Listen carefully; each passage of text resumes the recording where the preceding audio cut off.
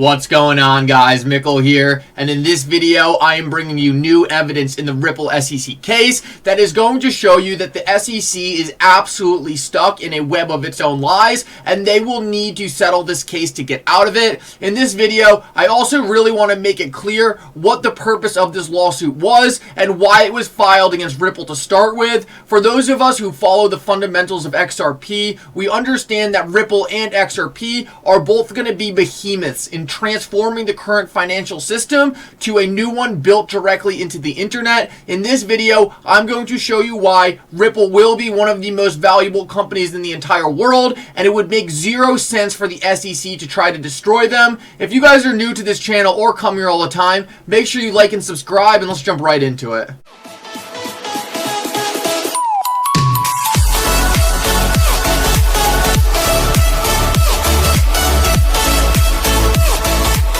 Alrighty guys, let's jump into it, and I want to start off with some news because I believe some of this could have massive implications for the Ripple SEC case. Towards the end of the video though, I will also want to cover some technical analysis. The XRP price charts have been looking very good recently, so I think it's really important that we pay attention to it. Let's jump into it though, and John Deaton tweets out right here, Hinman calendar FOIA update. My FOIA request for Hinman's calendar was initially denied by the SEC because it claimed the calendar was created by staff for their personal use and convenience and thus not agency records subject to FOIA. I appealed to the SEC's general counsel, and the general counsel agreed that the SEC's claim that the calendar wasn't an official record is ludicrous. The general counsel found that the calendar to be agency record for the purpose of FOIA. What will be the next excuse to hide the calendar? So what essentially happened is John Deaton appealed to the SEC saying, I want Bill Hinman's calendar because it's a public record and the public deserves to see this because the public pays the SEC. The SEC said, no, you can't have that. For what reason is that? Well, I'll get into that in a second. But the general counsel at the SEC actually came back and said, look. They have to give you the calendar because this calendar was supposed to be public. So they can't just hide that because they feel like it. So why is the SEC trying to hide Bill Hinman's calendar? Well, it's obvious. There's obviously a ton of meetings on that calendar that are going to directly align with a lot of accusations people out there are making about the SEC relating to both Ethereum and XRP and how Ethereum was giving a free pass and XRP wasn't. It's really impossible to predict exactly what's on this calendar, but it's very important that the SEC is supposed to be a transparent organization. If they were in the right here and weren't trying to hide something, it would be in their best interest to make this calendar public so that people who had suspicions would be able to put those to ease when they saw the calendar and didn't see anything nefarious. The fact that they were going out of their way to make absurd claims like the calendar was only for personal use is insane because it shows they're trying to cover something up with Bill Hinman. Bill Hinman was deposed by Ripple, and we know he has already lied to the court multiple times. This is just another block we can add to this ongoing mountain of insane, unusual, suspicious activities the SEC is going through to try to cover up their tracks in which they gave Ethereum a free speech and then tried to shut the door on the rest of the market like coins like XRP.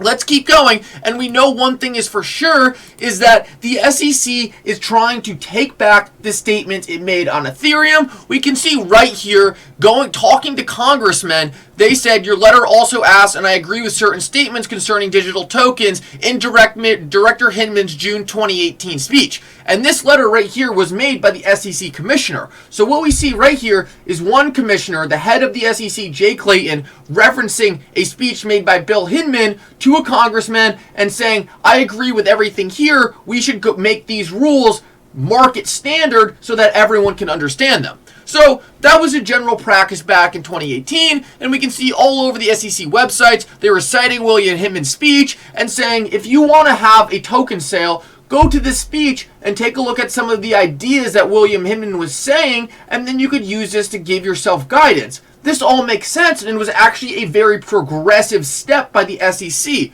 It was giving the market some idea what to look for, and even though the test wasn't any hard line, there was a lot of ambiguity. It was a step in the right direction and looked like a lot of tokens were going to be given the clearance that Ethereum and Bitcoin were able to get.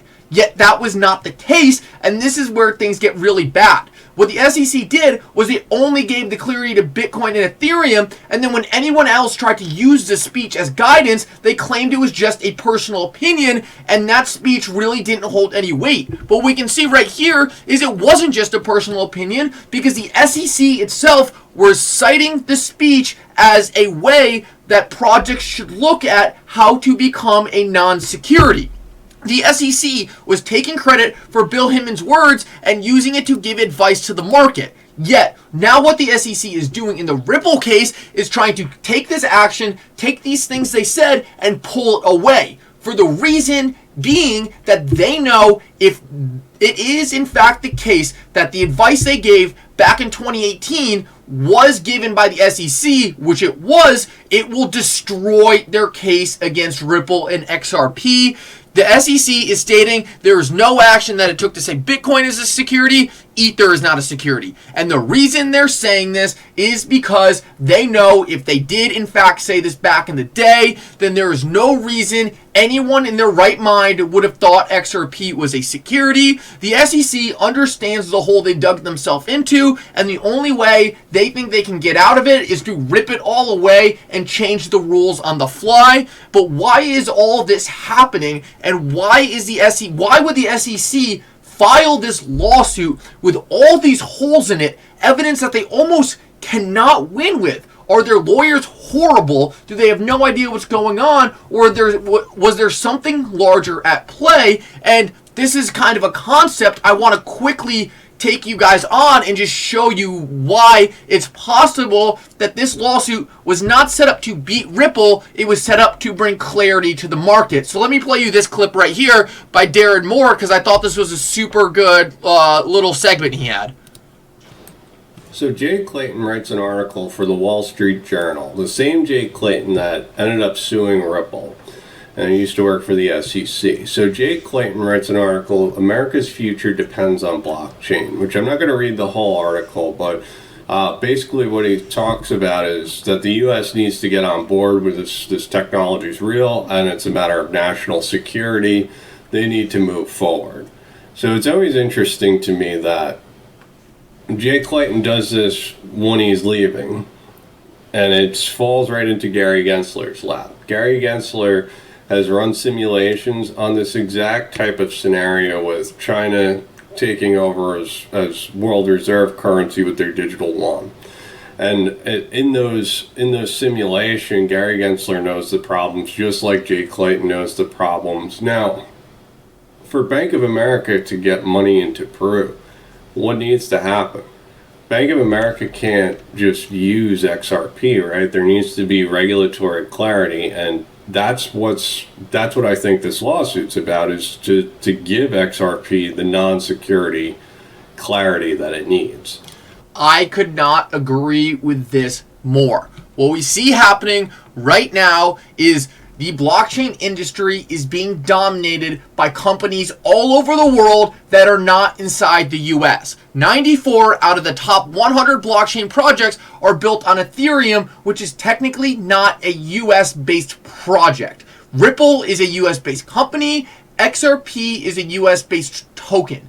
These two together are going to be critical for the US to catch up to the revolution happening all around the world, and it makes zero sense for the SEC to step in and try to kill the innovation.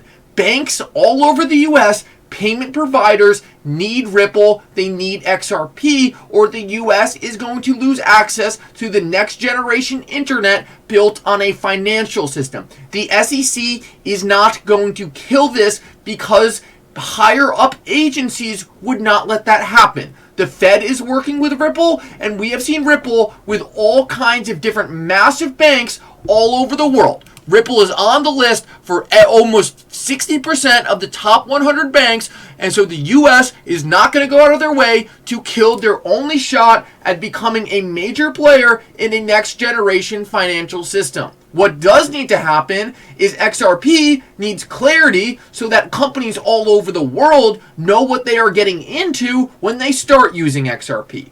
The problem with this is no one was making the rules. no one was making the rules because we were in a situation right now, a health crisis. We were in a highly politicized time where people and elected representatives do not feel like focusing things on blockchain because they would rather focus on politically charged issues.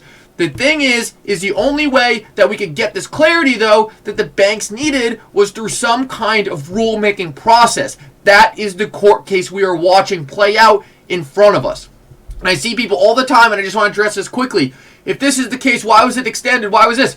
It doesn't matter, because the SEC is fighting a case they cannot win. The lawsuit is completely flawed, and there's evidence all over their entire website proving that the lawsuit's flawed. The SEC lawyers probably don't even know what's going on, and this was all an event to give clarity. They can fight this lawsuit as hard as they want. They won't win. It's impossible. Yes, they might get some money out of Ripple. Yes, they'll get this and this. But at the end of the day, the only thing that matters is if what XRP is declared. So anything else on top of that is just fluff to make the lawsuit look real. When XRP is giving clarity and it is declared not a security, it will be undoubtable proof that this was a setup to make it usable by institutions so the US could upgrade its financial system.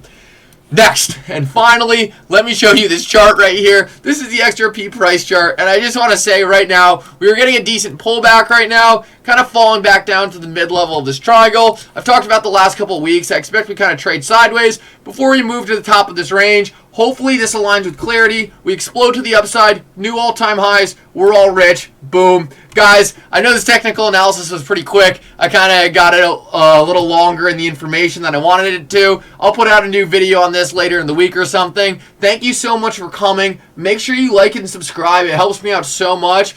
Yeah, for now, Mickle out, and happy Christmas Eve.